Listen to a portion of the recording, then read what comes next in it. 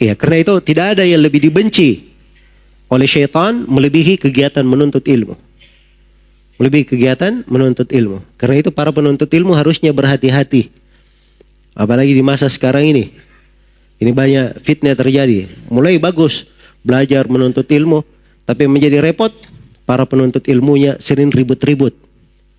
Ya. Nah, ini pekerjaan dari syaitan. Karena dia tidak suka ada orang yang apa? Belajar dan menuntut ilmu. Ya, karena itu di dalam Sahih Muslim dari hadits Jabir, Rasulullah sallallahu alaihi wasallam bersabda, "Inna syaitana qad ya'isa ayya'budahul musalluna fi jaziratil Arab, walakin bitahrish."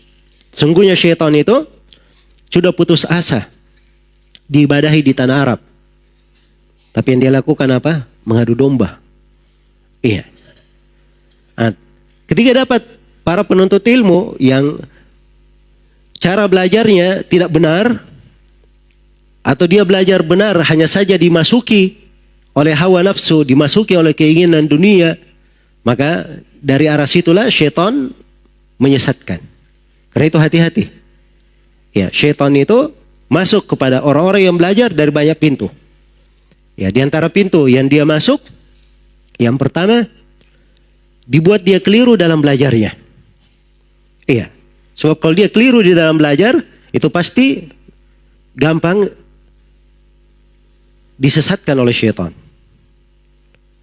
Kemudian yang kedua, dia masukkan ke dalam diri penuntut ilmu itu berupa kehendak dunia. Kehendak dunia itu banyak, bukan masalah harta saja. Kadang masalah kepemimpinan, ingin merasa dianggap yang paling diorangkan. Ya, dan ini penyakit banyak menimpa apa? Menimpa para penuntut ilmu. Karena itu ketika menyebutkan ayat di akhir surah Al-Qasas, watilkal jannah watilkad darul akhiratu naj'aluha lil ladzina la yuriduna uluwan fil ardi wala fasada. Ya, tilkad darul akhirah naj'aluha lil ladzina la yuriduna uluwan fil ardi wala fasada. Wal akibatu lil muttaqin. Itulah kehidupan negeri akhirat. Itulah surga kami jadikan bagi mereka yang tidak menghendaki ketinggian di atas muka bumi dan tidak menghendaki kerusakan. Kata Syekhul Islam, manusia terbagi 4. Manusia terbagi 4. Yang pertama, ada yang mereka ini tidak menghendaki ketinggian, tidak pula menghendaki kerusakan. Ini yang paling tinggi derajatnya. Inilah penduduk surga yang disebut di dalam ayat. Yang kedua, ada orang yang menghendaki ketinggian. Ya, luar biasa ya sebagian manusia ambisinya terhadap kepemimpinan. Ya. Ambisinya terhadap apa? Kepemimpinan. Ketinggian. Ingin diorangkan. Harus dia yang paling top, dia yang paling depan. Ya, dia mungkin di dalam dosa dan maksiat, syaitan tidak masuk kepadanya dari arah itu. Sebab dia punya pengetahuan. Iya. Karena itu dia tidak berbuat kerusakan. Dia disesatkan dari arah menghendaki ketinggian. Ini kata Syekhul Islam, ini banyak menimpa orang-orang yang belajar ilmu. Nah, ini menjadi masalah di sini. Banyak menimpa orang-orang yang belajar ilmu.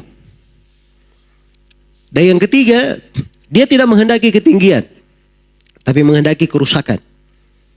Iya. Seperti para perampok, begal jalanan. Oh, itu nggak ada mereka ini, para perampok, para begal mau menjadi pemimpin. Iya. Dia yang paling pokok dapat dari dunia, berbuat kerusakan, dia penuhi perutnya, dia penuhi syahwatnya, itu pokok yang dia bikin. Masalah kepemimpinan dia tidak berpikir mungkin ke sana. Jelas ya? Dan yang keempat ini yang paling buruknya. Ya, sudah berbuat kerusakan, dia pula semangat, ambisi untuk apa? Untuk kepemimpinan, ketinggian. Ini 4 jenis manusia. Nah, hati-hati, ada satu jenis darinya, itu mungkin menimpa orang-orang yang belajar dan menuntut ilmu. Baik, karena itu syaitan ini memiliki bahaya yang sangat besar. Iya.